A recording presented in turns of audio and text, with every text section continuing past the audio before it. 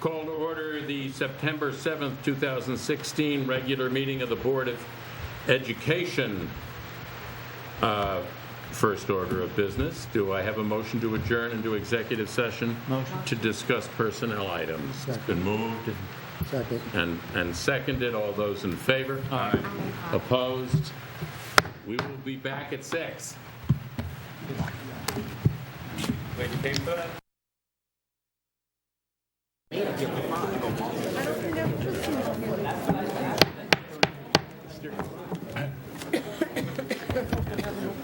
We are reconvening into public session, the regular meeting of the Board of Education, September 7th, 2016. If you would please rise for the pledge of the flag. I pledge allegiance to the flag of the United States of America and to the republic for which it stands, one nation, under God, indivisible, with liberty and justice for all.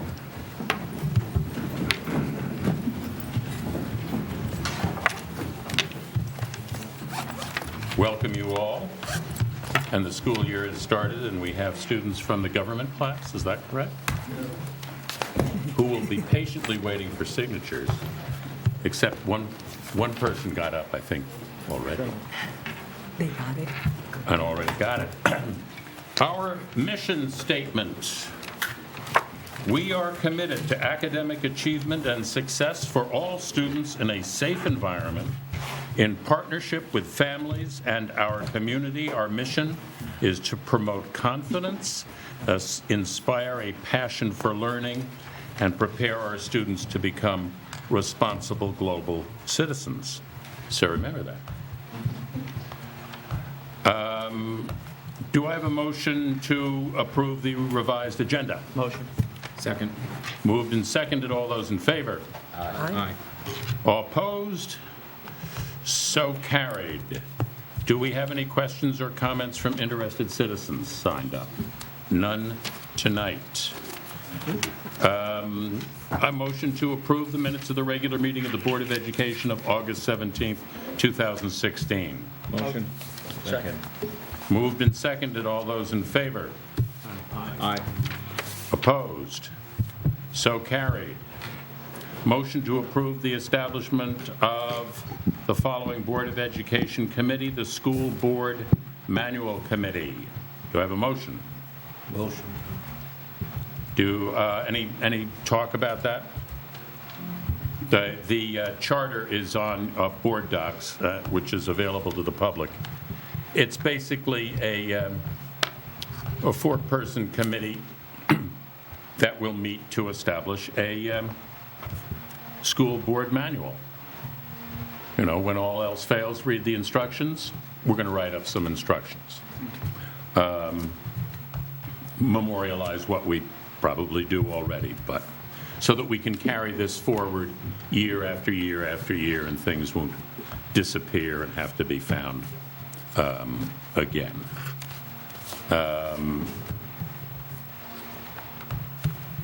Eric is on the committee, Harry is on the committee, Stacy is on the committee, and I'm on the committee.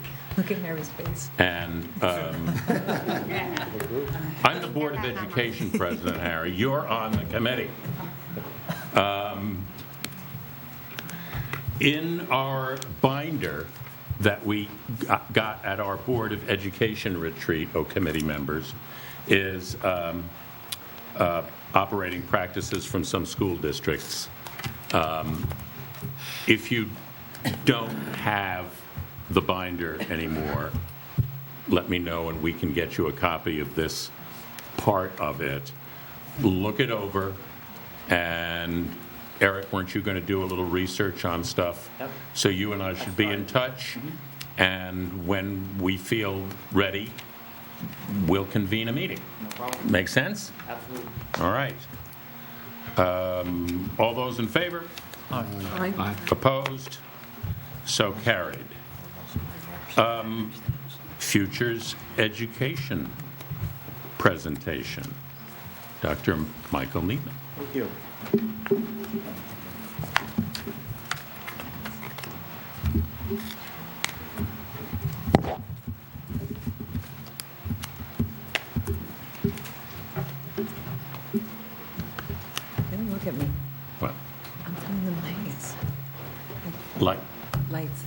Light- Thank you. Yeah, Bill is the light guy.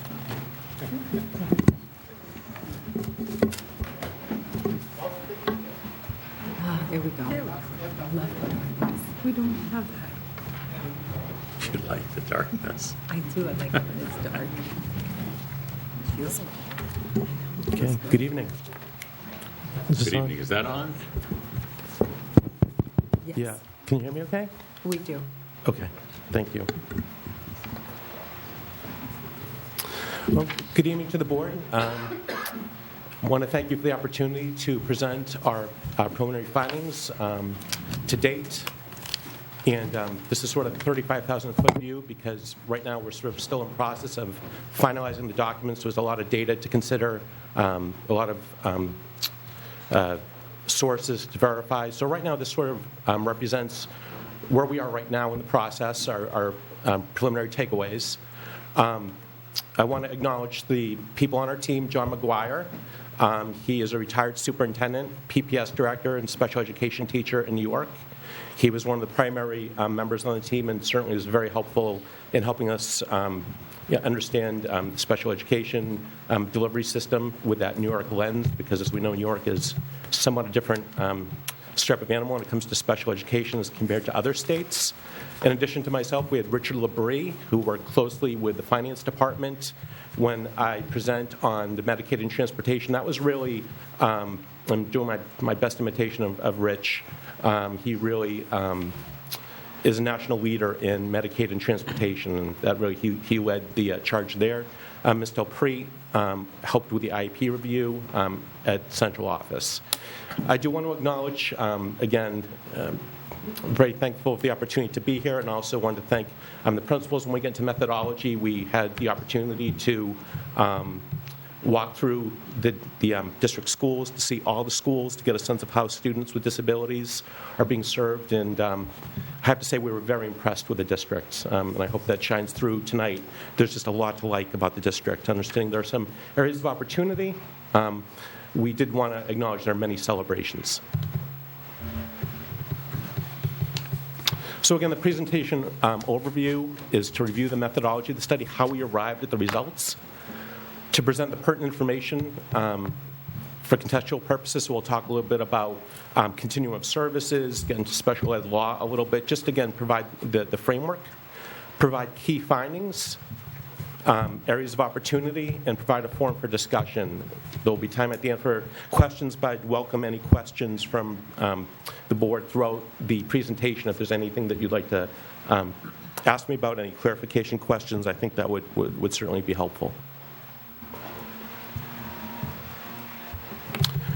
When we were commissioned to do this study, we were looking at 6 primary areas: related services, PT, OT, speech and language, psychology, those services that exist to support the student's IEP as related services, utilization of paraprofessional supports, out-of-district placements, the continuum of services, the organizational structure and those coordination programs that balance between what's happening at the central office and what's happening at the school level. And then again, the district finances related to Medicaid and special ed transportation. We'll get into that at the very end, how those look. When we look at those 6 constructs, those 6 content areas, we think they fit nicely into 3 main areas, and those are organizational considerations, continuum of supports, and financial review. And the way I'd like to present tonight is talk about celebrations, things that we saw that are really working well with the district, and areas of opportunity, maybe things that could be tweaked or modified to make the service delivery even more effective and efficient. In terms of the methodology, we had confidential interviews with administrators and central office administrators. So the school-based principals, assistant principals, we went to the schools. We interviewed them with content interviews that really spoke to their areas of expertise. We also spoke to all the central office staff, all the cabinet members. In addition to that, we supplemented that with confidential surveys that went out to all the teachers and paraeducators, whoever in related services, whoever chose to participate could. They were on a secure website. There was no way to identify either the person, their school, or their discipline, so there was total confidentiality. We had a return of about 44 interviews, and we'll talk quite a bit about that because those are very helpful to understand some of the findings. The questions, whether they were surveys or interviews, were catered to the areas of particular expertise.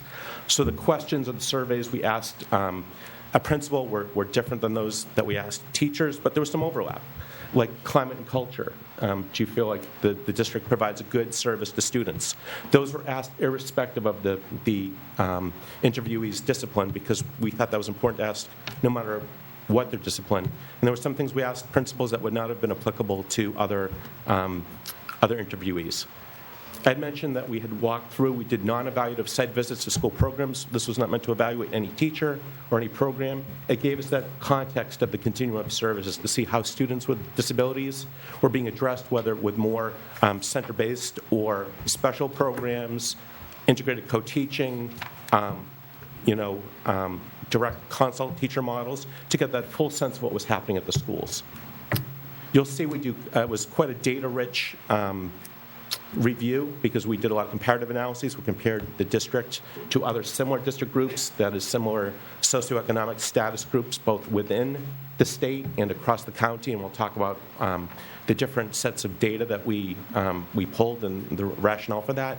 And document reviews. We reviewed a stratified sample of IEPs across the schools.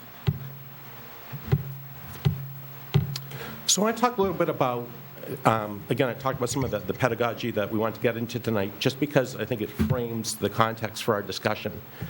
Programmatic orientation, if we think about special education as just one tool in the toolbox to help struggling students, that helps us to think not just in terms of special education, but how kids with struggling students are supported.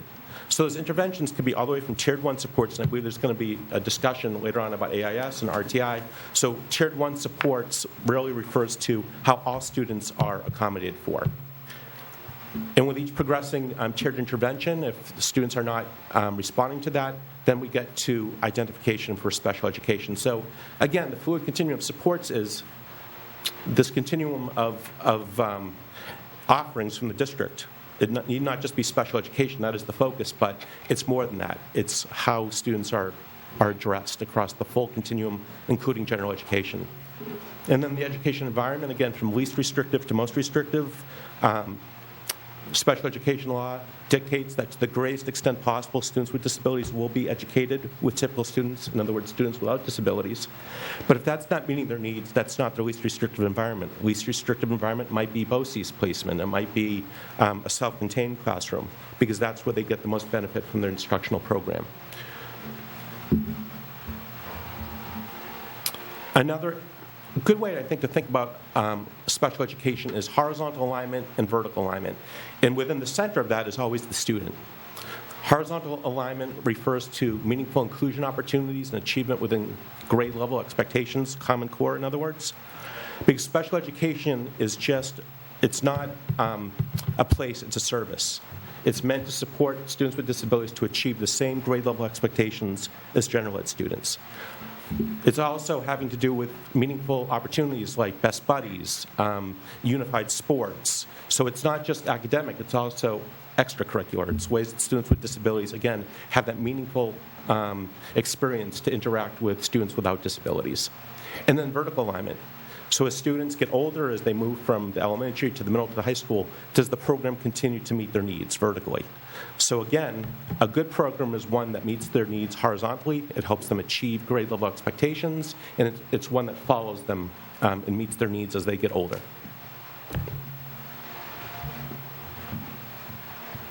Again, just to talk a little bit about the programmatic orientation, because I want to tee this up when we talk about a reverse RTI model. Typically, we think about response intervention as unidirectional, almost as a gatekeeper, which is really not perhaps the best metaphor, but people do refer to it as that, because the thought is if we just provide students with the interventions before they get identified, they're not going to get special education. But I want people to kind of remember that. You see the arrows are going up. I want people to just kind of hold that image because of the robust nature of RTI and how that can be used to help students who might be exiting special education. So as we get into the first of the three areas, which is organizational considerations, one of the many celebrations is that there's a healthy sense of culture. In other words, although there might be some vestiges of this is not my child, this is your child, for the most part, those silos between general ed and special ed do not exist in the district. And I cannot commend the principals, the district leadership enough, because that is so crucial. Because when it becomes our students, it's not special ed, it's not general ed, these are just our kids and we're on the road together. Our experience is kids get the best possible outcomes when that culture exists. And that certainly was borne out by our interviews and the surveys as well. Staff have a very high confidence level that the district provides a good program to students with disabilities. We'll use the acronym SWD going forward. And you can see that the response to this statement, I would recommend the district to a parent with a child with an educational disability. You can see how people are feeling about the program. The plurality of the responses was agree, and there was 30% strongly agree. So either 78% either agreed or strongly agreed with that statement. In other words, sort of the highest compliment anyone can give a special ed program is, would you recommend that for a family friend? And that really shone through. Another celebration is that CSE teams, the Committee on Special Education, they engage parents, they explain the tenets of special education law, which can be very arcane, it can be very cumbersome, but they explain it in ways that the parents and the guardians understand. And they ensure that parents have input. Again, the parents are every bit as part of that CSE team as the teacher, as the service provider, as the principal. They are full partners. And you can see that survey response to the statement, I feel all CSE stakeholders have a voice at the CSE table. That was very encouraging to see. One of the questions we asked in the surveys is, do you have adequate resources and materials, instructional technology, textbooks? And for the most part, respondees were quite laudatory of this district. This is a district that does invest in both kids and staff.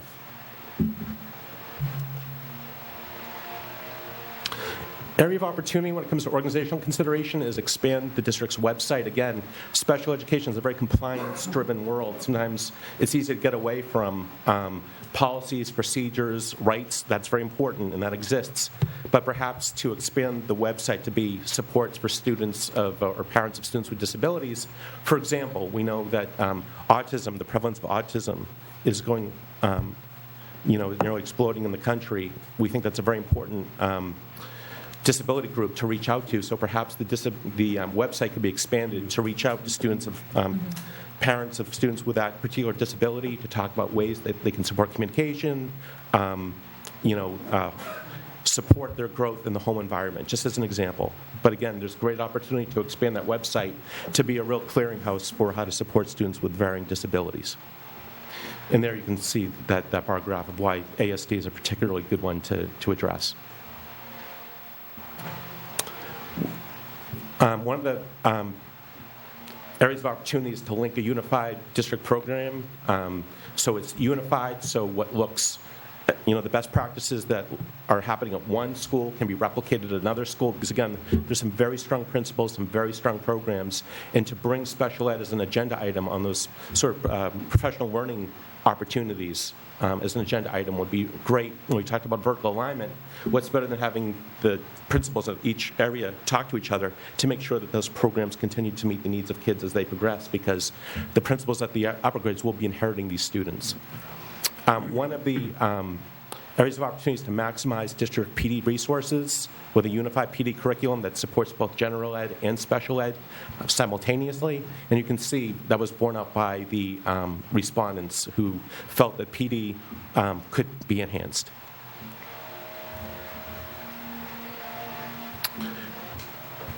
As we get into the continuing services, again, we're talking about struggling learners. As part of that is RTI. So even before students are classified as needing special education, legally there needs to be things in place that RTI model And so we do talk about it because, again, it has a bearing on special education.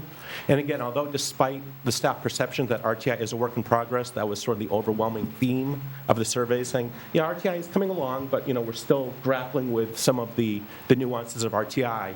The data actually show that it's really working well. And I just want to celebrate that by showing sort of the data-driven data to support that statement. So if we think about one way to measure an effective RTI system is the number of students referred. Presumably, if students are getting their needs met in literacy, numeracy, and behavior, which are the top 3 domains, there should be less students referred to the CSE process for evaluation. And you can see that dip in 15-16 in terms of percentage. So that is very commendable.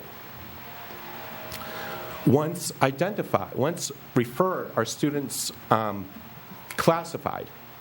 So you can think of almost a false positive and a false negative from a medical model. False negatives would be students that were referred that didn't need the service. False positives would be students that needed the service that didn't need it. So the fact that we have a high ratio of identified once referred means that those students legitimately had needs. Or else we would have that trend line would be down because it meant that students once referred would not be identified, meaning that they truly were not disabled. So that indicates to us that those referrals are valid. When we think about disabilities, we think typically about high needs and low needs. It's not always that binary, but for the most part, high frequency low needs are students with specific learning disabilities, SLD, students with SLI, speech language impairments, and emotional needs. So again, presumably if RTI is not working, we would have a high number of students in those categories because, again, they would be erroneously referred, identified in those areas. RTI typically is not referring students with multiple disabilities, students with autism, students, let's say, with orthopedic impairments because their disability is manifest. So there, another piece of triangulation that shows, if you look at the district in green compared to the state and the county, there's really, besides a little higher number in SLI, those numbers are really in line with the state and the county averages. Yep. Question on this, your model, because in the county we have, well, in the state we have New York City, but in the county we have Newburgh and Middletown, Right. Which I don't know if there's, we don't need to do it today, but if there's a model that would show comparable, the setting of Monroe Woodbury versus comparable schools and how we compare in those settings. We're not an inner city school, so. Right, average resource. You're absolutely right, and I should have pointed that out. This compares, the county is compared to average resource districts. That in the county there are high resource. Comparable, Okay. like to like, exactly. Okay. Good point, thank you. Another celebration is the historical record of not having disproportionate representation for subgroups. So again, there are subgroups, African American males, non-native English speakers. So the fact that there's not disproportionality, those students don't show up any more or any less as needing disabilities means that the classification process is working well. This is a real celebration. Students are progressing with respect to AYP or student growth models. In other words, when the special education subgroup is reported, again, because special education is a service to help special ed students achieve the same academic standards, that cohort is reported to see if they're making growth as a cohort. Again, that yes indicates that that particular year for that particular content area in that particular grade level, they made progress. So again, more yeses than nos, and you'll see when we compare it with the similar district groups of average resource within the county, that's quite strong. So again, there were nine AYP categories using that longitudinal chart before. And Monroe Woodbury, compared to the other average resource school districts within the county, is tied with Valley as the highest. And as we get into return on investment discussion, right? Return being student growth, that's a very favorable finding. The percentage of students with disabilities graduating is a much higher rate compared to the state targets and county average. You can see we pulled this from the New York website. That longitudinal cohort, the last one reported, is 73%, and that traditionally has been higher than the county and the state. So again, special ed is to help level the playing field. The fact that students with disabilities are graduating, going on to post-secondary education or meaningful employment, to me, speaks volumes for what all the good things are happening in the special education department. Some other celebrations are the benchmarks. We looked at the personnel across the disciplines. So basically, this is a ratio. So in red, that refers to the teachers. So for every 12, a little over 12 students with disabilities, there's one special ed certified teacher available to that group. Monroe-Woodbury is one of the more leanly staffed districts. And what we did here is we used the FTs across our recent studies. We do New York, we do quite a bit of work in New York, where the FTs were not necessarily available from the county because the New York website is about a year or two behind the times. This represents real-time data from those districts. So to us, that was the most valid comparison. So just kind of preview what we're going to conclude with. Kids are making progress, and the district is being thoughtful about the efficiency of the allocation of the disciplines. The continuum of services, we talked about an area of opportunity maybe would be once the AIS RTI process is operational, is to reverse the pyramid. Again, we typically think about the RTI pyramid as unidirectional. It's on the way up. We were in a district in Chicago, and it's one of the advantages of our national work. We get to pick up best practices from all over the country. And we asked how is, what they call MTSS in Illinois, their multi-tiered system of supports. It's their acronym for RTI, basically. We said, how's it working? And they said, so well, working so well, we reversed it. And we said, what do you mean by that? And they said, we're actually putting the RTI model on its head and having kids exit special education but falling into tiered interventions, whether it's literacy, numeracy, or behavior, and supporting them with that safety net of tiered interventions. And we thought that was brilliant because we never thought, we weren't thinking outside the box that RTI is such a robust model that an opportunity would be to actually have kids exiting special ed and have them fall into tiered supports.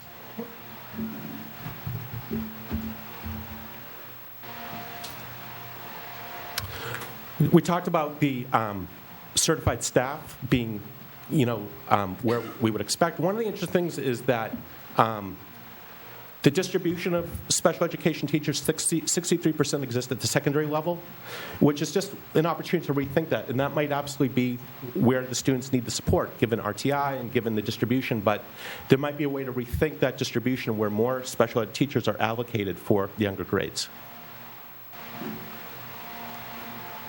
Another area of opportunity is to revisit the modification of district-wide entry and exit criteria for those OT, PT, speech and language services, not just that binary issue of do they qualify or do they not qualify, but to look at the service minutes. In 2010, the regions actually overturned the statute where students need at least 60 minutes of speech and language services. Now it's up to the CSE teams, and there's a way to rethink, again, do students with a mild articulation, or I should say mild language disability, because most our TIC kids are being supported through speech improvement plans. But with language, maybe there's a way to support them within the general ed classroom and to rethink those service minutes to, again, be more thoughtful about the workloads. The last area is the financial considerations, where we talk about Medicaid and transportation. We'd like to acknowledge the folks in central office for instituting an online submission process for Medicaid billing providers. Medicaid is extremely cumbersome, and New York has the honor of having been part of a whistleblowing audit about 5 or 6 years ago when New York City had to pay back $800 million. So in the state, there's a bit of a once bitten, twice shy mentality about Medicaid. So that's why it's so important to have processes and procedures in place. We really do want to commend the district for having these processes in place because it's not always that way. The IDA grant revenues are used in a fiscally responsible and consistent manner with respect to students with disabilities. And the transportation operation is essentially well-operated and cost-effective. And again, once we do the final vetting of the reports and they become public, you will know more about transportation than perhaps you care to know. It's a very densely rich or data-rich document. But for the most part, what we're seeing now is great accommodations for cost sharing of the special education routes with those area school districts. There is currently a capital plan for replacing transportation vehicles. There's an advantageous wage and benefit structure to recruit and retain quality personnel. Another accommodation is the purchasing of fuel through either state or consortium contracts exist, and there have been excellent vehicle inspection reports. And again, when we think about the efficiency of transportation, it really comes down to operational load and capacity. That 88.2% compares to a standard of 78% or more. So again, that's a real celebration. Again, speaks to the efficiency of the system. The out-of-district special education transportation operated an average student load of 5.4 students per route. And again, that compares very favorably to a standard of at least 4.7 for similar school districts. In terms of areas of opportunity, in order to maximize those Medicaid reimbursements, again, feels like bringing Cole to Newcastle to talk to school boards about expenditures. You know, they feel almost endless some nights. There's very few areas of revenue available to school districts. Certainly Medicaid is one of them. And these are some ideas we have to further assist in the capture of those appropriate Medicaid dollars.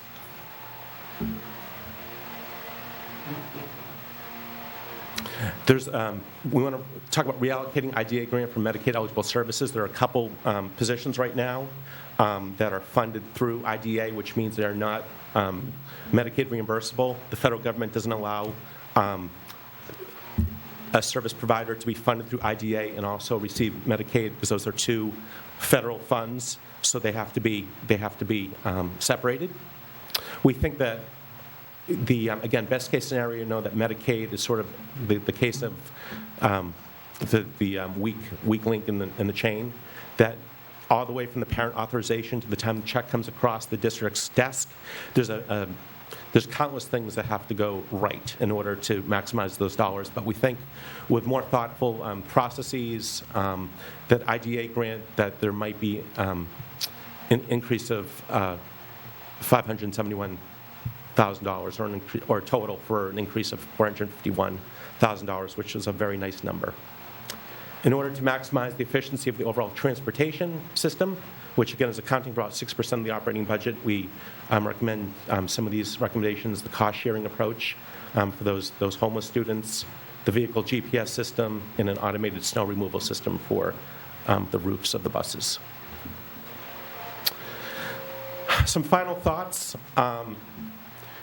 If we think about return on investment, that is, again, what is the district getting for its expenditures for special education? Students are graduating at a very high clip compared to other school districts. Students are achieving with respect to their content areas. They're getting a meaningful educational experience. They, we heard, and I think rightly so, parents seek this school district because of those excellent components.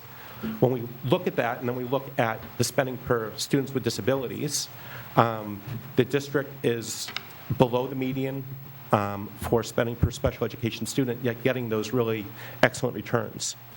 So again, return on investment is typically a business construct. It's sort of new to the educational world, but to the degree that students are achieving and the district is spending less on average compared to the other similar district groups within the county, I think there's just a lot to celebrate based on that snapshot right there. Just to reiterate, the priorities continue to address that leadership structure that makes sense within PPS, ensure the logistics of supporting least restricted environment, including scheduling and maximizing co-planning time, remain priorities. Again, we say continue, ensure. These are already happening. This is a district that has given great thought to supporting special ed students. These are not novel ideas. We just want to commend the district and, again, reinforce that these priorities continue to remain in the forefront. And again, examine that balance between certified staff across the district. So, I have said quite a bit, and I think I have gone perhaps longer than planned, but again, those are our major takeaways based on this process, and I welcome any discussion, thoughts, comments from... Thank you. Anybody on the board or That was a have? great presentation. Thank you very much. Any, I have a yes. couple of questions. Hi. Thank you Surprise. very much for your presentation. It's very informative, and I just have a couple of I have a lot of questions. but, Okay. You know, it would be very off base. There are 1,100 students with special needs. They have many different special needs. So when you mention, or when you bring up stats, well, first I want to ask, were parents given any of these evaluations? Parents, no, they were not included in were the not survey, included.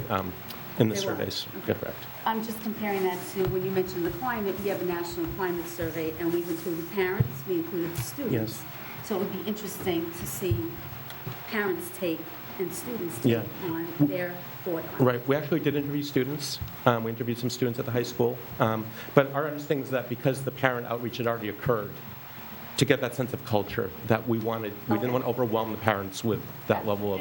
Their survey was happening within a couple of week time span of the climate survey, and there was a little bit of concern of if we're going to be sending out the climate survey and then sending out another survey to people with regards to this, that there would be some sort of overlap of, people wondering, wait, I just completed a survey and everything else. I think that moving forward, we could certainly talk about the timing of Yes. reinstituting this and getting parents involved in that.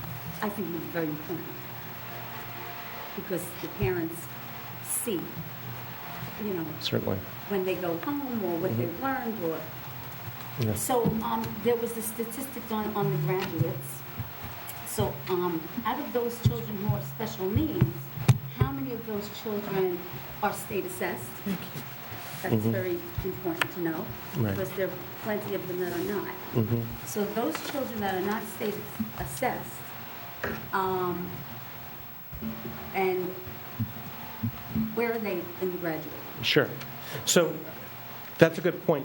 The state doesn't break out all the assessment versus students that are taking But we the do. regions, but you do. We do. So the statistic isn't just about graduating rates, it's all about also meaningful post-secondary employment, which might capture those students as well. But we don't know how many of those. We do have a percentage that we can report, yes. Okay. The students that go on after they graduate here, do we have statistics on how many are working? The students that are not state assessed, right? So Yes. you have that percentage. Where are they? Are they in independent living? Are they out in the work field? Where are they? And Sure. I can't answer that specifically other than, what, as part of the IDEA indicators, what they report is, again, post-secondary enrollment or a meaningful post-secondary placement. What that looks for, like in terms of residential, or if the student is living with their parents, or in supported employment, or, a day hab, whatever that looks like, we just don't have that level of detail. okay. And the last question, there's a question, I always have the idea that, to teach a child that has special needs, you have to have a lot of patience, and you have to just have something special. And there are so many students here who have achieved, who progress. My concern is the ADLs that children get, where there is a fine line between, that really has nothing to do with their academic day. Are you referring to ADL, just ADLs as activities of daily living? Or, daily living skills. Yeah, Or okay. activities of daily living, whichever you want to call it. Sure. ADLs, DLAs, and so where does that line get, drawn? My feeling is children that come in who have special needs, which are vast, there can be plenty of them, like you said, OT, PT, speech. Right. To get that in a group, or to get that in a push-in, if you have a child who is distracted, how do you overcome that? How do you see if there's no progress? Right. What do you do at that point? ADL, what is the line that draws that you're going a little over it and it becomes more medical? Right, versus that educational model.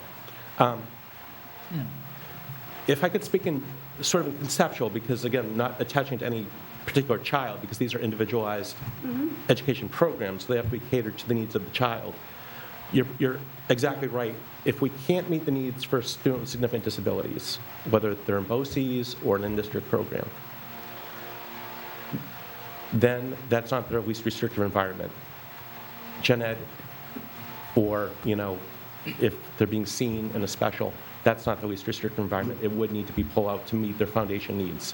But again, the federal law is, to the greatest extent possible, students need to be students without disabilities. I guess what we're saying is that would be the default, at which point, if that doesn't work, then more restrictive settings would have to take place.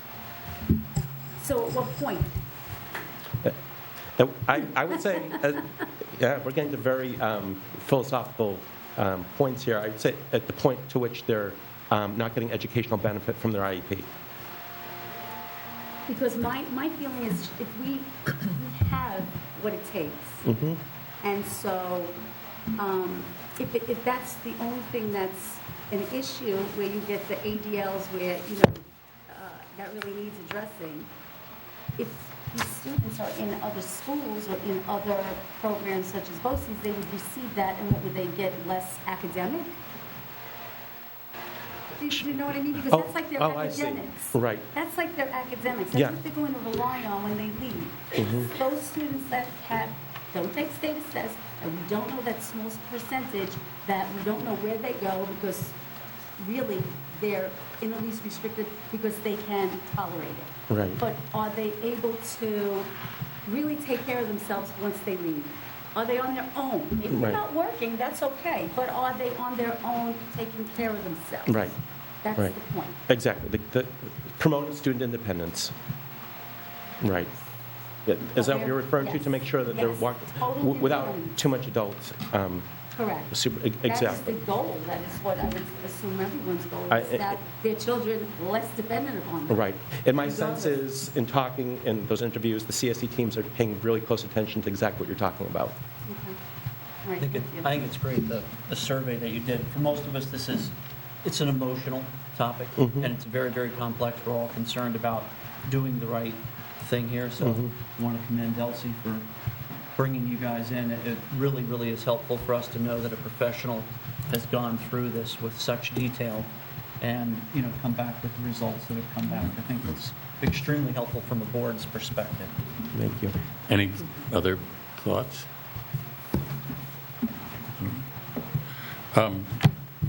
Thank you. It's nice to, and I commend all the staff. It's nice to have the celebrations, but we're always interested, at least I'm always interested, and everybody should be interested, I think, in what you call the opportunities. In other words, where can we improve? That's right. And how can we improve? I mean, we want success for each and every student in our district, so how do we move best towards that? I also like the fact that you term it as opportunity. I'm going to remember that because when I'm at home and my wife looks at my behavior negatively, I'm going to say that it's actually an opportunity. Well, we didn't copyright Sure. that, so feel free. Thank you. Thank you very much. Thank you. Thank you. Thank you. It was excellent. I know that the students want to remain till the very end, but for those few who want to leave now, we'll take a 5-minute break and you can get your papers signed, and then we will reconvene in 5 minutes. Thank you very much.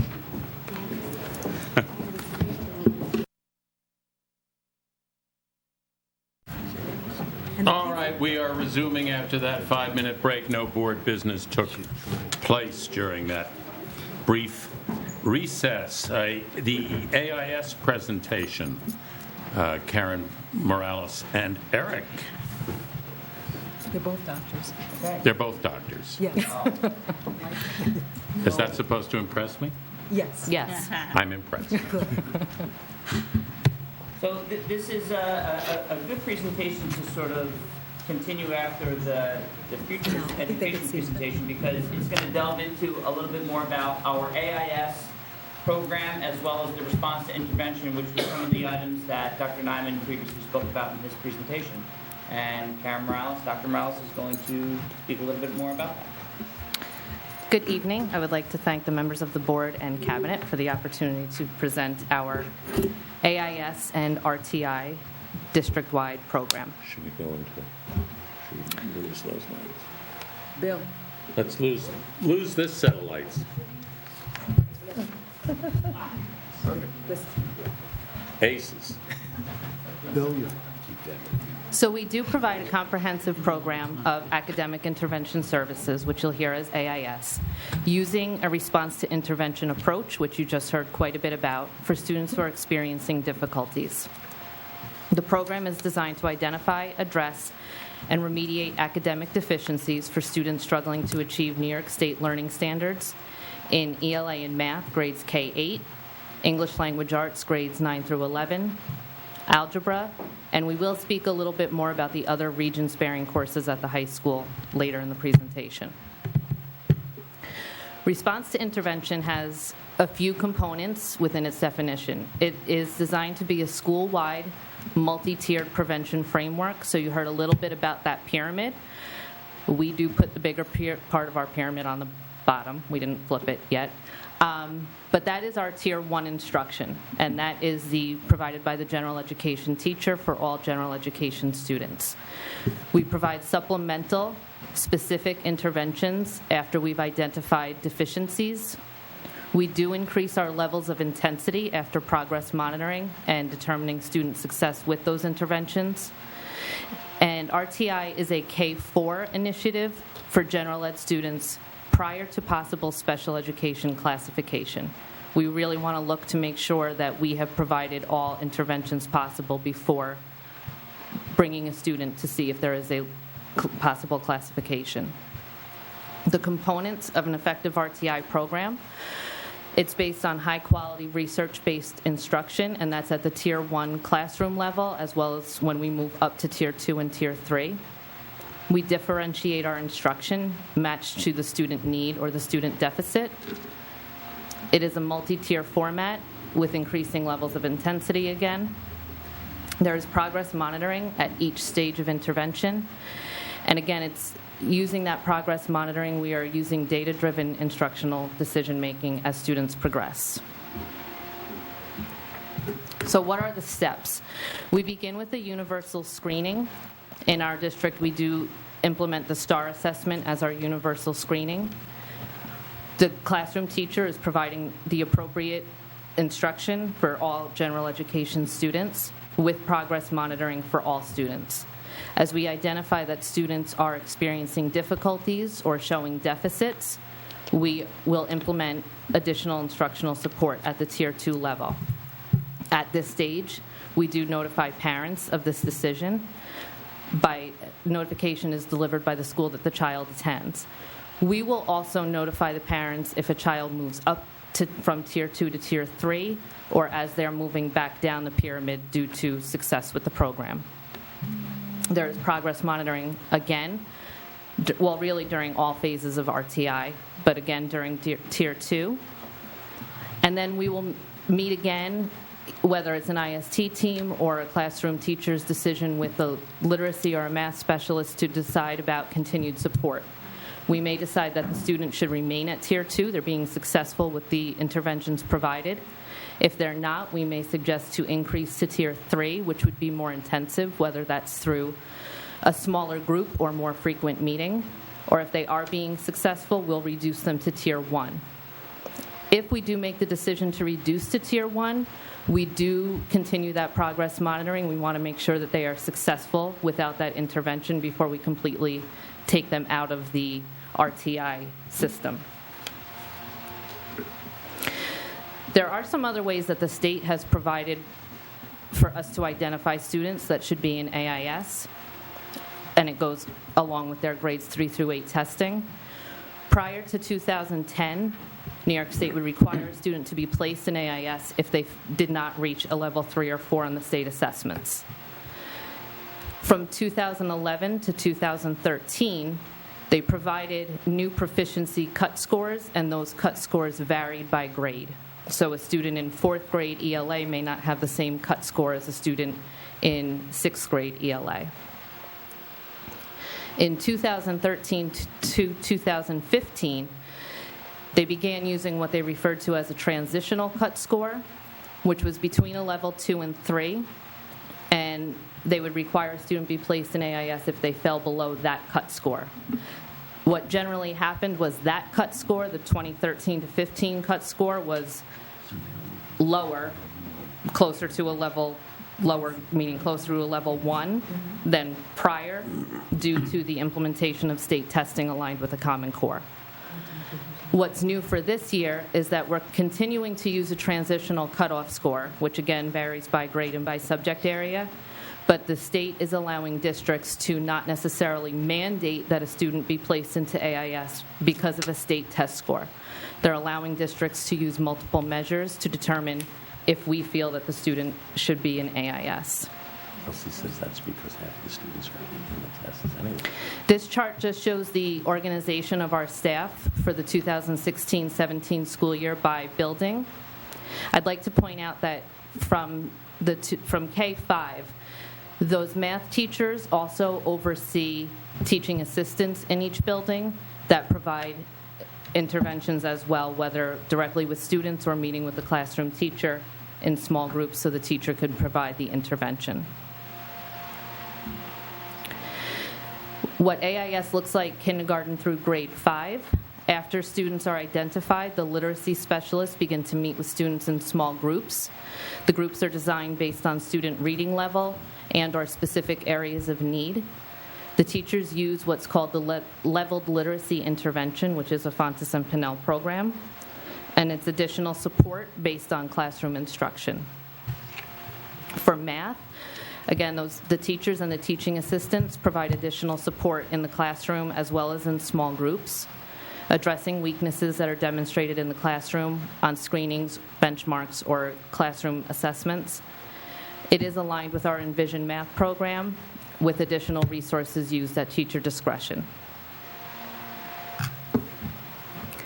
At the middle school, we're now working with master schedules and a 9-period day.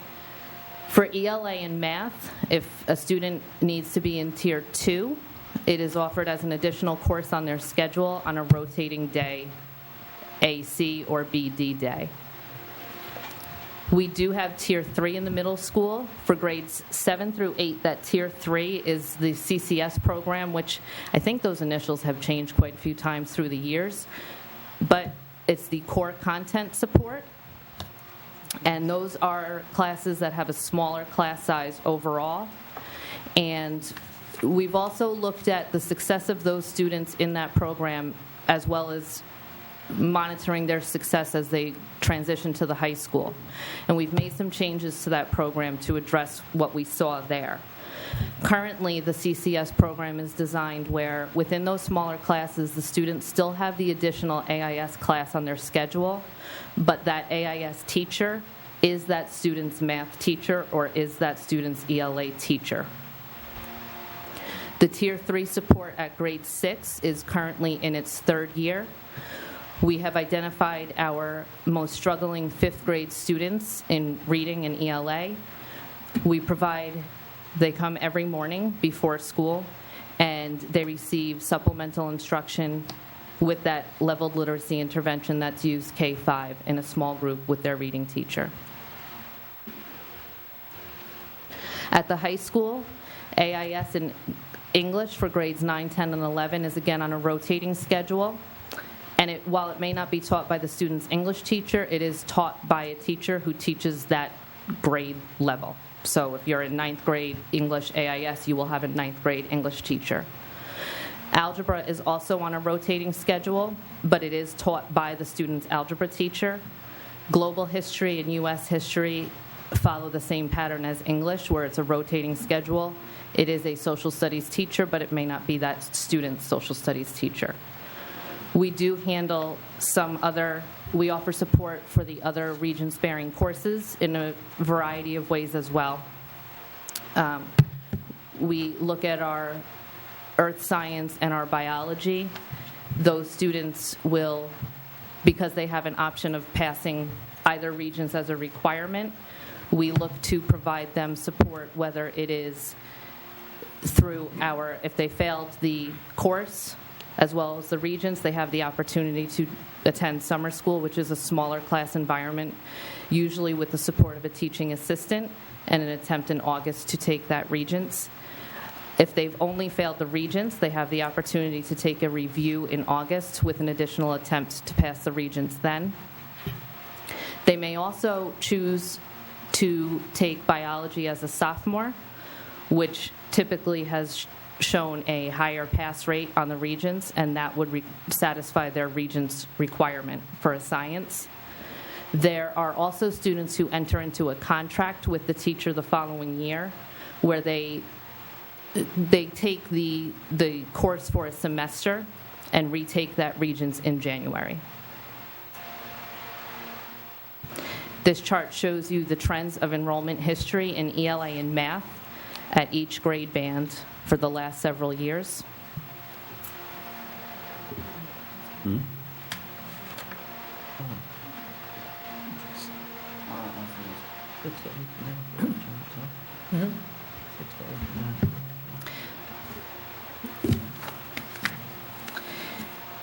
Our next steps as a department, we are going to continue, as we have, to examine our multiple measures. We want consistency in those multiple measures, especially with our refusal rate. We want to make sure that we are looking at the most appropriate assessments to make sure that we capture the students who truly need the service and build consistency district-wide with the implementations of services and programs. Any questions? Can you flick the lights on? At the high Brian, school thanks. level, the AIS English and math classes, are they also reduced size? The AIS classes? The AIS. They are typically a smaller class size than what they would have for their English class. Right. And the same with the math? Yes, Okay. I believe so. Looks like a lot to keep up with. I mean, every year, the state's changing. It seems like all you can do just to keep up with state standards, and, Yeah. I mean, it seems like we spend a disproportionate amount of time with legal advice on all of these topics, so. This year's change actually was a positive one, because really they put a lot of the authority back in the hands of the school district. They basically said if a student falls below a particular score, we're required to evaluate that child for possibly placement in AIS. Rather than saying rolling across the board, if you score this, you must be in AIS, because, I mean, basically that's one assessment dictating where the student goes. For us, we already had a procedure in place, you know, whether kids are taking the test or not taking the test internally with regards to multiple measures of placing those kids. So really, it's sort of, they're pushing it back to the school districts to make that local decision. It just seems really, really complex. Yeah. Does the decrease in enrollment as you go further along, does that mean kids are, you know, having success with it and doing well, and then there's less kids enrolling as they move through school? So I've been in this position for a year. I would like to say that, yes, that our hope is that we want to catch the students early, give the interventions intensively at an earlier age so that they carry those skills and strategies as they move up and throughout the content areas.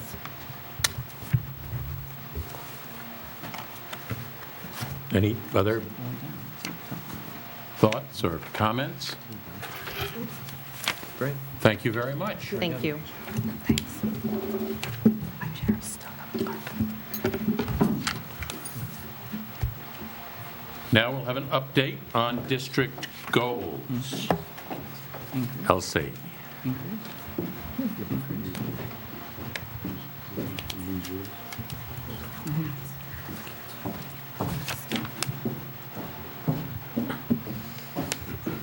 Do we have something to show? We have Do- mountains. We have mountains. I think you have a copy of it in front of you as well. Yeah. Let's see. can stay here. You're doing a great job. Thank you, Brian. Good evening. We have been, can you hear me? Because I can't hear myself. Barely. This is not a good mic. I'll get closer. We have been talking about goals. We've been talking about goals for the past several years, and more importantly, we've been talking about strategic planning. It's been part of our conversation last year. It is definitely something that we are focused on this year. But prior to that, we would just do goals. They would be yearly goals that we would put forth for the board, and then we would, at the end of the year, measure them and see that if we had achieved our goals. This year, we tried something different. After our board retreat, we went back as a cabinet and talked about, well, what would a strategic planning framework look like? And so I went on and searched to see if there was something that I could see. I'm a visual learner, and I have to see what I'm talking about. So I was able to find this. It actually comes from the Wisconsin Technical College. It's not the exact thing, but I wanted to give credit to them. So we took this framework as a cabinet and then began to develop what this would look like for us. And one of the things that I want to share is that last year was our first year as a full cabinet, and I believe that having been through the year, this is a great year for us to now develop plans, long-range plans, for 3 to 5 years. And so we've developed this framework, and as you can see, we first start off with a mission, which our board president reads every day. That is really our guiding force. And we moved down to develop what I would call a Superintendent Strategic Advisory Planning Committee. The acronym is SSAPC. Clever. And then to your right, you're going to see inputs. And both of those things are blank right now. Below that is what we call strategic directives. And our thought was that we would then divide all of these strategic directives into columns. The first would absolutely be the academic master plan, then would be our facilities master plan, our human resource plan, our technology plan, and as Mr. Cahill refers, our financial resource allocation plan. And our thinking behind that was that these subgroups would then go back and create these plans with in mind, creating priorities and then following up with measures. So creating a list of priorities and then deciding how would we measure that we in fact have met or attained our goals. So I'm going to turn it over to Dr. Hausser because he's going to speak a little bit about the fact that academic master plan is blank. Which I'm not big into acronyms, but the acronym would be AMP for that. Which I thought that was unintentional. That was unintentional. The academic master plan was actually a conversation that started last year when we started to talk about not just what the current state of affairs are for us academically and curricularly, but also where is it that we are beginning to go. Patrick came aboard and started asking questions like, as we start budget planning and looking at facilities and needs, and Bargoff came on board and was talking about technology, we really needed to stop thinking about what life was like at the present and really start looking at where we're going. Last year, I put together, and we've talked about this in past board meetings, a plan, a model for gradually having to re-examine all of the various departments and curricular areas. To do that in 1 year would be a massive, massive undertaking. So gradually what we're going to do over the next few years is slowly begin to review each of the various departments. We're going to start out by 3 of the core areas which are very much under a microscope these days. You have new state standards that are coming out that are being reviewed at the State Education Department in ELA and math, which are going to have an impact because of the review of the Common Core. We're also waiting, at any moment, the state is going to be releasing new science standards. These are significant things happening at the state level because they're going to ultimately impact what it is that we are required to teach our kids. Which, as an example, we had a meeting at the end of last school year with a K-5 committee of elementary teachers talking about the Science 21 program, which is our elementary science program. When they come out with brand new state standards, we're going to be at a crossroads where Science 21 is going to have to update their program to be aligned to the new state standards, or do we decide to review and go out and buy a new program? And would a new program have different technology needs that we would need to support? And slowly we have to gradually undertake reviews like that, K-12 in each of our departments, to start to feed into the financial resource plan, the facilities plan, and the technology plan. So basically, the academic master plan is sort of a broad overview of how we're going to incrementally start looking at each of these various departments. Another example is technology, and not the actual technology side, but the technology department side. John Nowicki is the department chair, and something that he's done over the last year and a half is start to weave in coding and engineering into his technology classes. Well, one of the things that we need to start talking about is how we're going to incrementally do that over the next few years. How that impacts our facilities, how that impacts our budget, how that impacts professional development, because it's not something that can be done immediately. You need to have a sequential plan in terms of how that's going to look. That same model is something that we need to replicate in each of the various departments. And that's basically an overview of what the academic master plan will look like. And one of the things you'll notice is that they all impact each other. So the thinking behind this was whatever the priorities are for the academic master plan, there's going to be an impact on the facilities, and there's going to be an impact on human resource, on HR, technology plan, and obviously the financial resource allocation is going to also have an impact on what we can do. So by developing these priorities over a 3 to 5 year period, it gives us an opportunity to make decisions in a more formalized way, rather than waiting for something to happen and then making decisions, on the fly. And one of the things that Dr. Nyman spoke about in his presentation was vertical alignment. This is something that we need to do in terms of moving the district forward, because when the new science standards come out, one of the things that the board has done over the last year, you've improved new textbooks and new courses that we've done at the high school level, for example.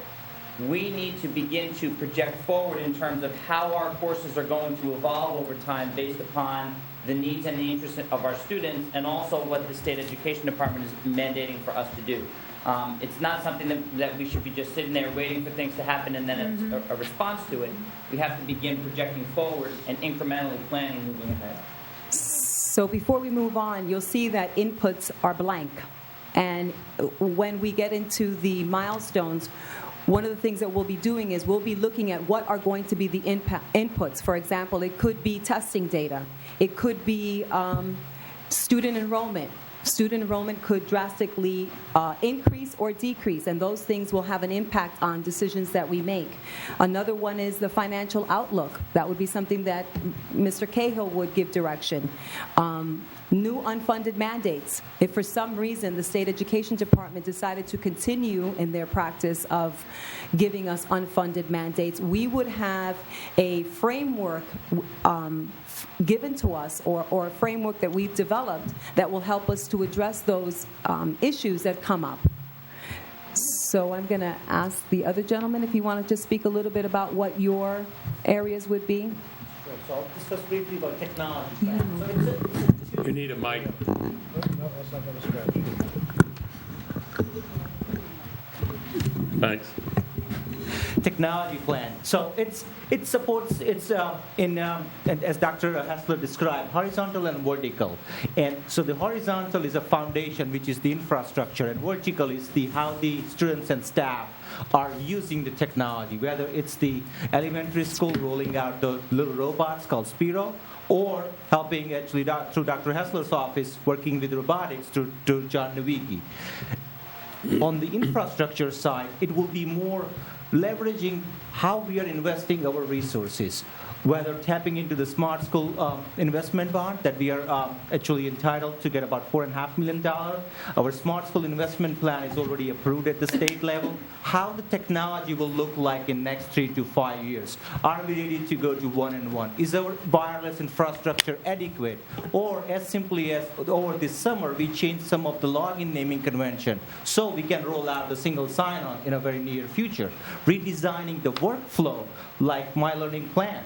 Removing the paper process, going electronic, or very soon we'll be introducing ASAP, so the teacher don't have to call 5 o'clock in the morning. They can simply log into their website and really put their absence or present in the ASAP. That will connect back to the WinCap. So that's more on the infrastructure side. But as Elsie mentioned, it's impacting all the different boxes in this slide, whether it's funded through state, or it's funded through a specific, like for example, E-rate money, or it's funded through general fund. So it will help us thinking what not only just what we have today, how it's going to impact in 3 to 5 years. And especially in technology, we feel like if we are not ahead of the curve, we are not doing good service to our staff and students. So it's better worth it to start thinking what the technology will look like in 3 to 5 years, and then really plan for it. This will actually help us, even though it's outside the comfort zone thinking that process, but I think it will help us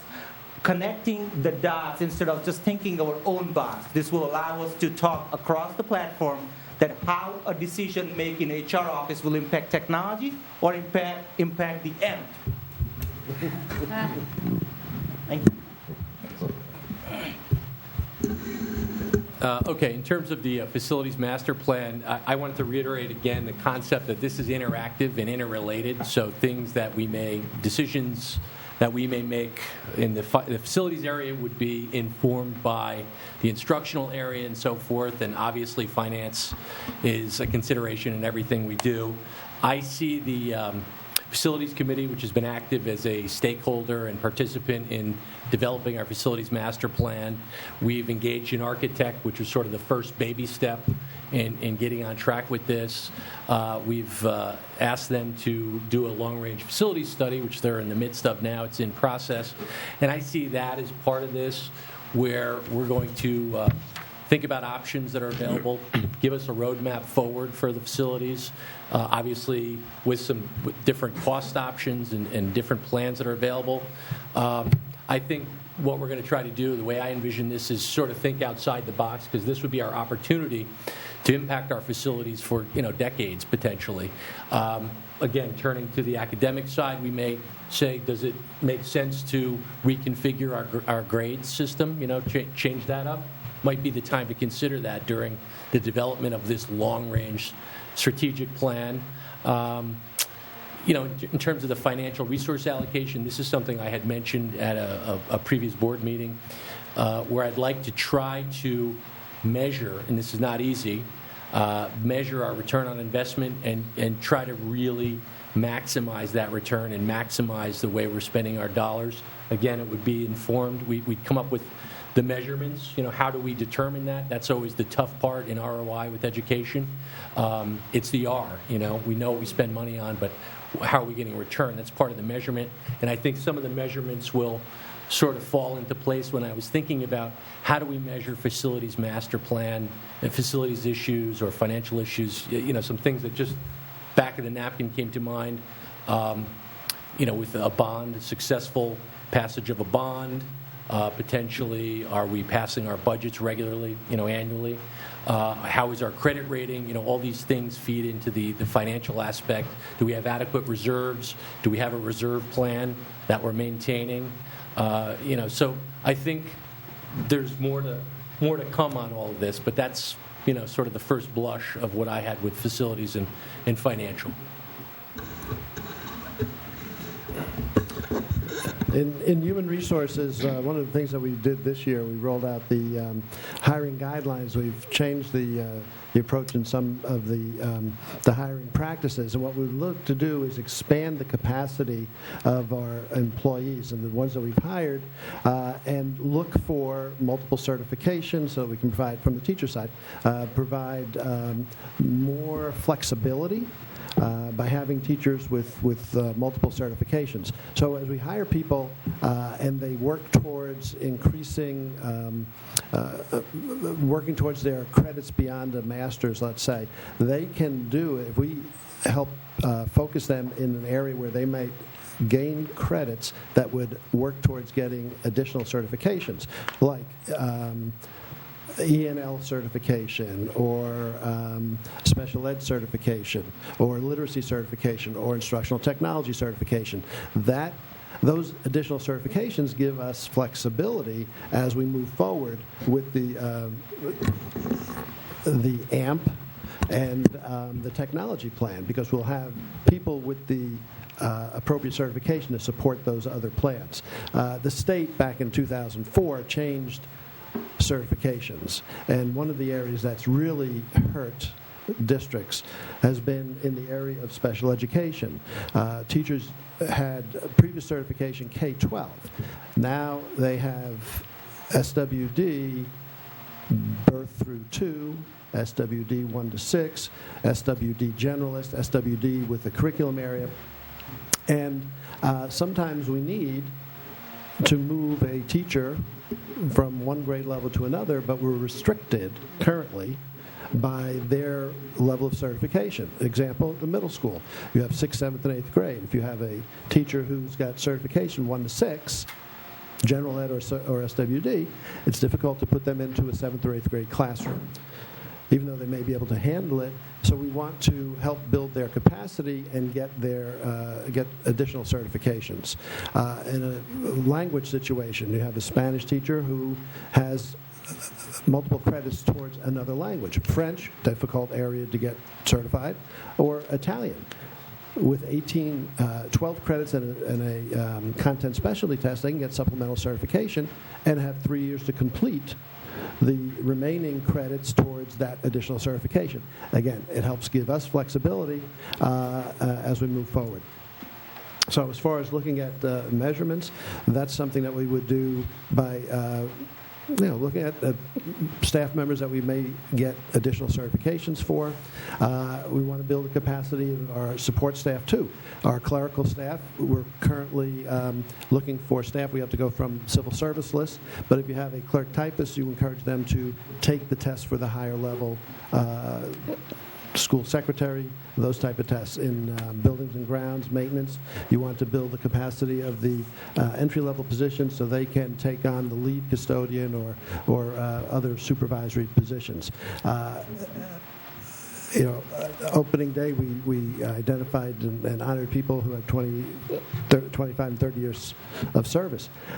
We have people who come to Monroe and they commit for long term. We want to help build their capacity so they not only put the time in, but they can grow in those positions. So that's a kind of thumbnail of what we're looking at for a human resources plan. Thank you, Harry. So as you can see, the chart shows a flow. So you have the Superintendent's Advisory Planning Committee, and you have these subgroups that are going to be doing the work, creating these priorities and these measures. Eventually, what we'd like to see is that these priorities and measures are moved up again, where there's a group who oversee all of what's going on in the district, because sometimes people work in silos. So we wanted to make sure that we created a planning committee that took a look at everything that was going on. That planning committee would then be responsible for making their recommendations to the cabinet. Ultimately, the cabinet would then go back and create a strategic plan based on the priorities and the measures. And moving forward, we would have this strategic plan that we could use as a framework as things evolve, because every year there's something different. So we may create a 3 to 5 year plan, but that plan may change in year 1 or 2 depending upon the input from either the state education department, the economy. Any of those things can very quickly change our direction. But I think that what this does well for us is it determines a clear focus for us, where the district wants to go. So what I've done is, can you go to the second slide? What I've done is I've created some milestones. We've been very liberal in creating the milestones and giving ourselves a lot of time. And the reason we're doing that is because I think Mr. Villas said it very well. This is not something that we have ever done. We need to get some support. One of the things that we're looking to do is that both Mr. Cahill and Mr. Villas are going to attend a conference on strategic planning at Columbia University, and so they'll come back and give us some guidance. There's been discussion about looking at another resource to give us guidance. Again, we're looking to create something that we will use for years to come. We're not looking to create a document that we're going to put on a shelf. We're looking to help set the direction and the course of the district over the next 3 to 5 years. So our first milestone would be to identify those key stakeholders in inputs and as part of the advisory committee. And again, we would report back to, these are all board meetings, we would report back to the board and to the community as to where we are. Our second would be identifying the members of the subcommittees, chairs, and schedules of meetings. Our third would be, we would be giving you an update as to where we are. On April 4th, we would do the same thing. Our goal is to have the subcommittees report back to the superintendent's advisory committee so that they can then come to the cabinet in June and give us those priorities and measures. And our goal is to present this to the board in August. Yes, we've given ourselves a long time. We may change the milestones to make it shorter, but we're looking to do something that we haven't done before. Questions? Brian? Oh. I think this is great. I mean, this is a huge step forward. And, you know, my experience is, you know, your biggest challenge is going to be a cultural change. And most likely, my experience is going to take 3 years to, you know, get a full cultural change over to it. But this is one of the biggest changes I've seen here, because my first year here, the strategy was if you were super nice to a particular cabinet member, you got a little more in your budget at the end of the year if there was money left over. Versus now we actually plan and we look at, okay, where is this money going to go, and how do we need to use this? And there's an actual plan. But I think the biggest thing that Elsie brought up was the new cabinet members that have been added all have a fundamental concept of strategic planning, and it makes it easier for the entire organization, because as you saw from the other chart, this is an extremely complex project, especially in an organization who's never had more than a one-year plan. So to me, I think this is, you know, really outstanding. It's a big undertaking, but I think you're approaching it in a good way. Thank you, and I just want to say that it's exciting. Many of the administrators that are sitting here, I would say all of the administrators that are sitting here are really prepared to move on and really create this plan as well. So it is exciting. It is a little scary because we've never done it before, but I think that we're in good hands and we have a really good team to do this. And it'll be empowering. Yes. And it'll be successful, and it will improve the outcomes of the students. Yes. Absolutely. I'd like to say I definitely agree. This, you know, and I'm a visual as well, Right. so I really can understand and I can get it. And of course, you know, the most important are the students, right? So I look at it as flip this upside down because it's from the bottom up. Right. So there's input, and this brings to the question, were we supposed to do a student on the board? And what Yes. happened with that? So, you know, we could start getting some input. I don't know where that went, so I just thought that was an October. opportunity to ask. The student will start in October. Wonderful.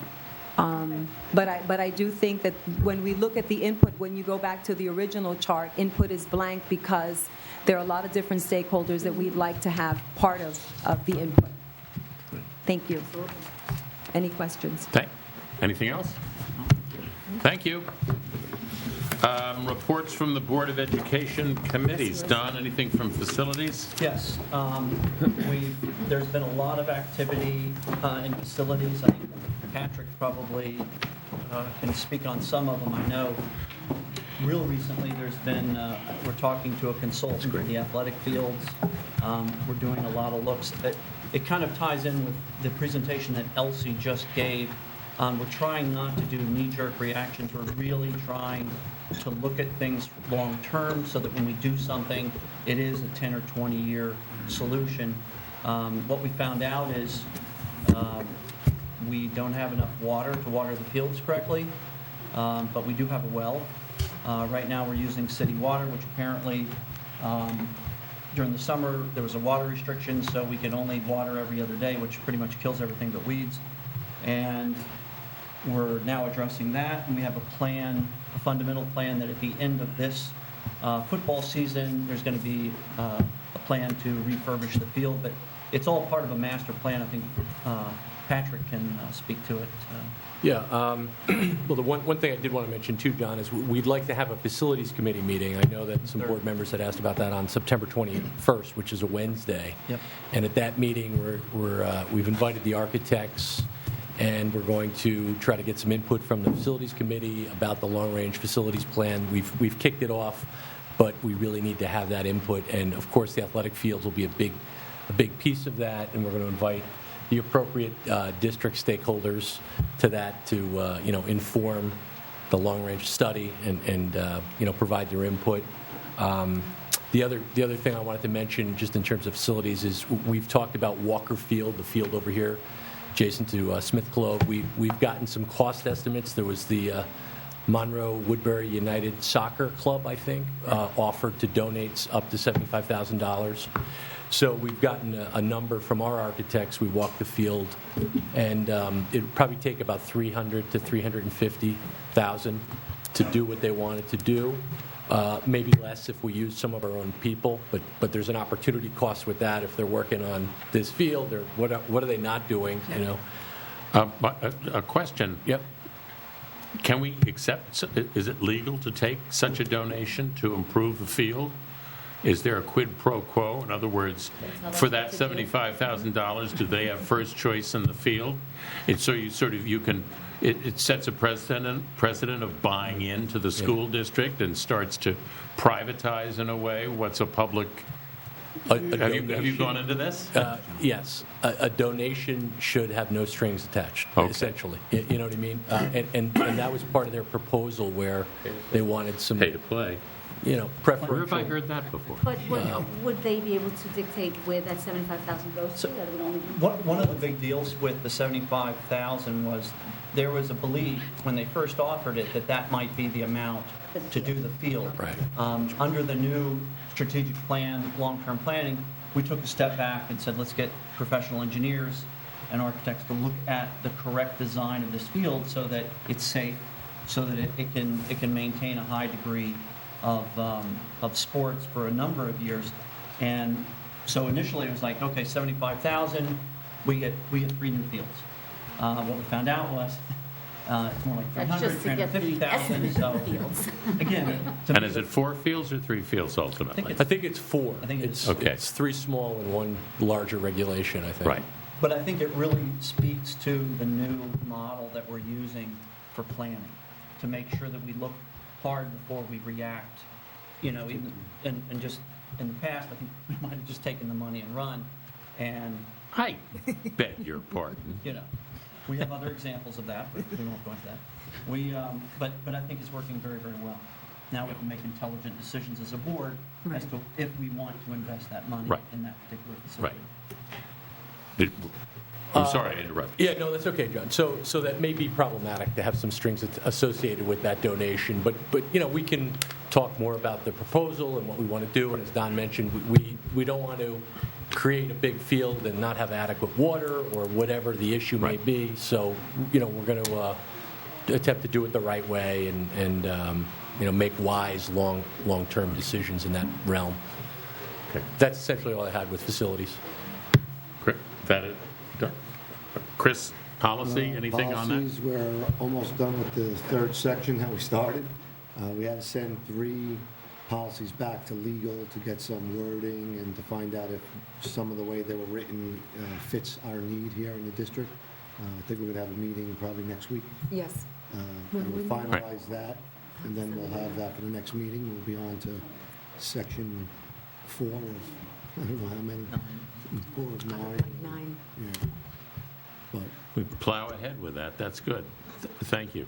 And as I understand it, Michael and Patrick, we're going to have a audit committee meeting sometime like the second week in October. We'll figure that out, right? Well, Yes, but maybe, What? maybe the first week, first or second week, and there Yeah. may be a little issue. There's a, and I was sort of aware of this, hoping it may not be an issue, that we're supposed to send our financial statements to the state controller and SED by October 15th. Okay. So this year, our board meeting's later, and we can't send the statements until the board approves the financial statements. So we're going to email SED and just tell them about the situation and see how big of a deal it is if we're a little late on submission of those financial And statements. if it's a big deal, we call a board meeting Exactly. and get a quorum and look it over and do what we need to do. Exactly. Wouldn't be a big deal, wouldn't be a long meeting. Right. So that would be the plan B. We need to do what we need to do. Yeah. can we do it sooner? I mean, I know that you're here. What about the 28th or the 29th? Well, we'd have to make sure that the financials are ready. Okay. Because we're in communication with the auditor. They have a lot of input on that, so Well, as soon as it may be possible to do it. as soon as you have that, we can meet at a time when you can meet, obviously. Right. And the other issue with that, the next audit committee meeting, which we were kind of discussing, was we'll also talk about our internal audit from last year and go through the findings there. I think it makes sense to do both things on the same night, potentially. Okay. Yes. Yeah, okay. All right. Thank you. Personnel, Harry? Yes. I just changed my screen. Was that a surprise? Are you It surprised was by because this? I just changed my screen, and we have a variety of items. You're funny. As this is the first meeting of the new school year, we've got, here we go.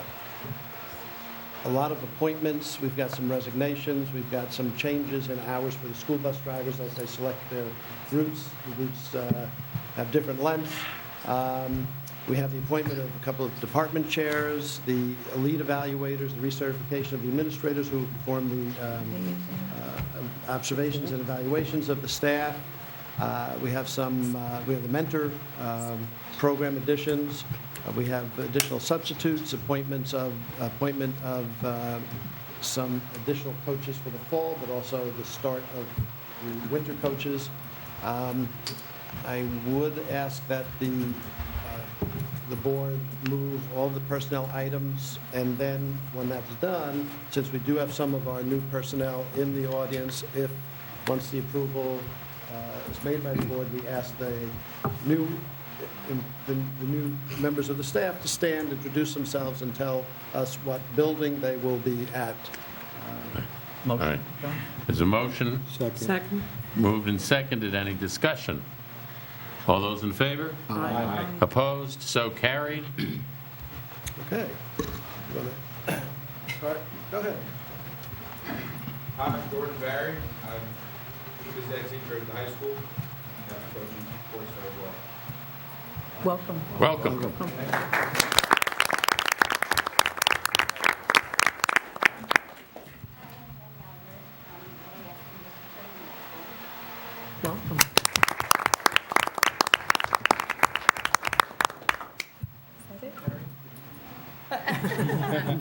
I'm Carrie Murray. I'll be teaching math at the middle school.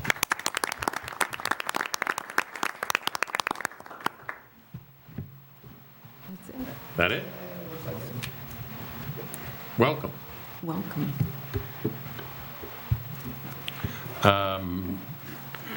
Business and financial, Patrick. Okay, I would ask for approval of the items under business and financial, which include our standard monthly financial reports, budget status, revenue status report, treasurer's report, et cetera.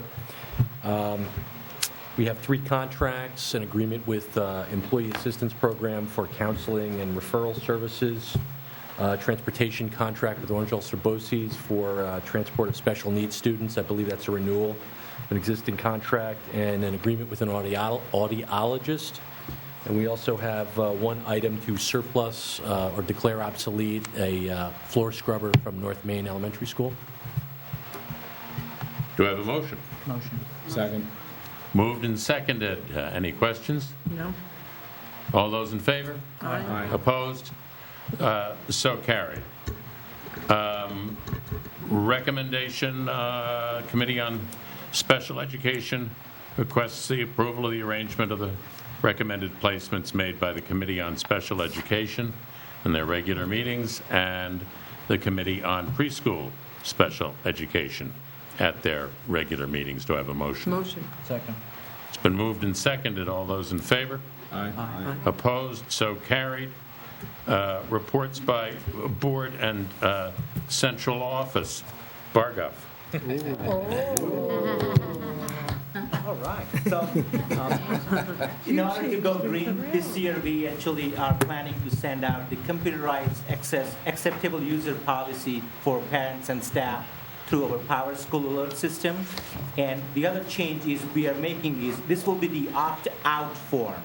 What it will help us and parents that they only need to notify us if they don't want their child to be a part of the district media or if they do not want their child to use the computerized resources. So this will be basically an opt-out form. We are planning to send it out tomorrow night, and we will also send email to all the schools, and they will print out a few forms in case if the student needs to take a physical form. This will actually help us to reduce some more paper, especially in the beginning of the school year. As parents, we all get tons of mails from the school. And other than that, it was a nice welcome back yesterday. It was really great to see the smiling faces walk in, and overall, all the school did a phenomenal job, so the kudos to the team.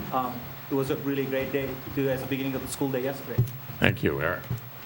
I echo what Bargov said. Welcome back to everybody. Just a reminder to parents, open houses are coming up in each of the schools. I encourage everybody to attend and hear about the great things in store for your children for this school year. Reminder, September 16th is Go Goal for pediatric cancer once again. Also, September 16th is Constitution Day, so the board can expect the agenda for the day and various things going on that day. And the same is true for September 11th memorials that take place between Friday and Monday. Congratulations to all of our athletic teams, which have every single program has started off exceptionally well. Congratulations in particular we have a bunch of first-year varsity coaches. Congratulations to Ryan Baldock on his first football win. Congratulations to Kenny Clearwater on his first boys soccer win. Good luck to girls soccer. Coach Pazakis has his first varsity girls soccer game tomorrow. Again, if you've been seeing in the paper, the teams are doing well. Finally, a quick thank you to the cabinet made their rounds to each of the buildings. Carol Spenley, if you've been on the Facebook page, Carol Spenley just uploaded like 129 first day of school photos onto Facebook. You gotta check them out. Yesterday was a great day, and it seems like every building that we go to, she's there snapping pictures and everything else. So just a shout out to Carol for that. Thanks. Patrick. Just one item.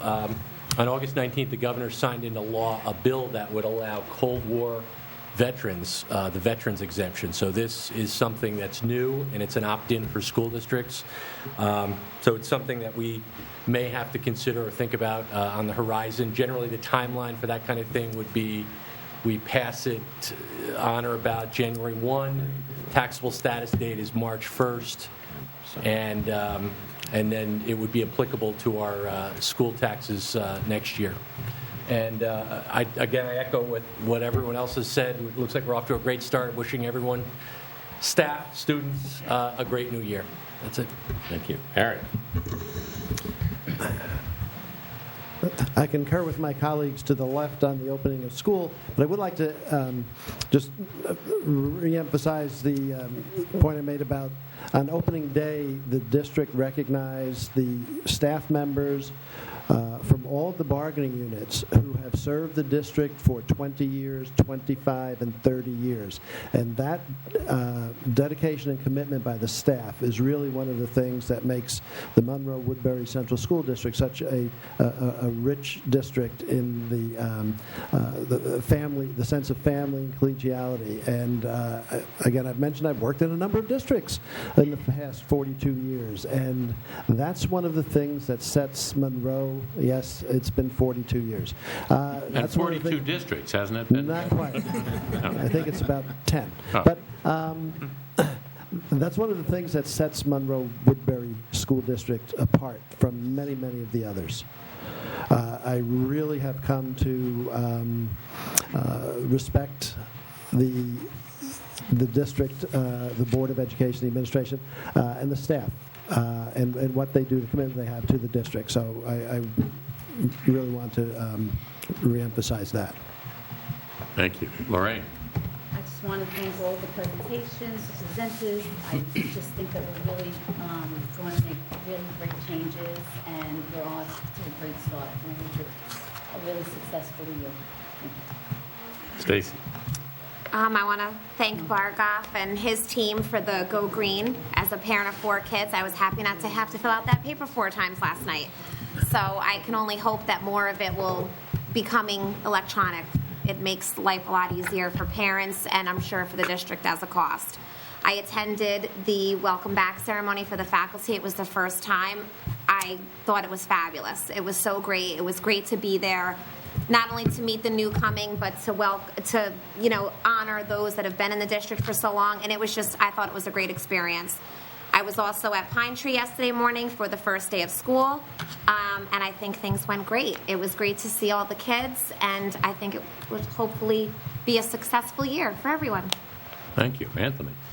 I was at the 6th grade orientation a couple of weeks ago now. I don't have a 6th grader. I actually have an 8th grader, but we snuck in to put some books and other things in. Don't tell anybody. And I sat in. I watched Mr. Cassidy and his team give the presentation to the new 6th graders, and he does a great job just laying out the do's and the don'ts of what they expect and the pitfalls and things to stay away from. So I thought that was great. I also attended the superintendent's conference day, the welcome back to the teachers, and I thought that was great. Of course, being my first one, I didn't know where to sit, and everyone was sitting in the first row, and I was sitting in the back and actually standing, but it gave me a different perspective, and I actually got to watch a lot of the teachers, and the vibe in that room was tremendous, and it was only uplifted by the Hamilton performance by the musical groups, and believe me, this is coming from someone whose daughter plays that for like 1 million times the last 10 months, so... but it was a tremendous day, and I just want to say thank you for that day, and good luck to everyone in the upcoming school year. Thank you. Dan? I want to thank Dr. Morales for her presentation this evening. Very informative. I want to welcome the new additions to the district. Great place to be, and to everybody else, welcome back to another fantastic school year. Michael? Once again, thank you to all the presenters. Excellent job, very informative, as always. Good luck to everybody in the school year. And I want to thank Elsie for putting my daughter and my niece on the calendar. That wasn't me. It was all her doing. Great. Chris? I also want to welcome all the new teachers in the school district. I want to compliment the bus garage on doing a great job for first day, first couple of days. Haven't heard any complaints. Everyone's very happy. Everyone's good. The buses, everybody was pretty much within 4 or 5 minutes of their destination. So great job. You guys do a great job every year. Welcome back, everybody. I want to welcome the new coaching staff of the football team. They did a great job Friday night. I attended the game. It was good to see that we pulled out a win there, and I want to congratulate all the first-time varsity winners as well. Keep up the good work. Thank you. Don? Great start to the school year. I too attended the football game. Nice win to start the year off, and of course the opening day was very, very entertaining. My only critique is I think John should play a stronger singing role next year. So whoever is organizing that, I think that should be appropriate. Dancing too would be nice. Yes, I think so. Too. But very, very good presentations today. Thank you, Don. Suzanne? I'd like to thank everyone who presented for a very informative job. And I'd like to welcome all our new faculty and staff members. And I'm very, very sorry that I was unable to attend the Superintendent's Day. I really enjoyed it when I did last year, but unfortunately I had to work this year. I'm really looking forward to the school year, and I wish everyone a successful one. Leah? I wish everyone a good night and a safe trip home. Elsie? I want to thank all the presenters. They did an excellent job. It's very good to hear from an outsider the things that we're doing well, our celebrations, and it's also good to hear the opportunities that we have looking forward. And again, Dr. Morales' presentation, nicely done. Again, thank you. I also want to take a moment to acknowledge that we have 3 winners for the Mid-Hudson's Study Council, and they're going to be honored on October 13th at Pier 9. And we have James Hall. He's going to be honored for his community service. He's the gentleman who helps with our gardens at Pine Tree and at North Main. This is all volunteer work, and it's amazing. If you ever have an opportunity, please go there to see these gardens there. You can get anything in the summer. I mean, it's absolutely a beautiful garden. Lots of food. Lisa Shina is also being honored for pupil personnel services. She is a high school social worker, so she will be honored. And the last person who's being honored is actually Dr. Hassler's secretary, Lisa Sudin, for her work. Putting up with him. Say that again? For putting up with For him. putting up with Dr. Hassler, yes. I had to nominate her. She's a saint. She is a saint. And I also wanted to say that I am excited about this coming year. I have the best team, and that team includes this cabinet, the Board of Education, the staff, the administrators. It is great I had an opportunity to visit the buildings. Kids were happy, they were singing, the administrators were happy, and it just really speaks to the culture of this district.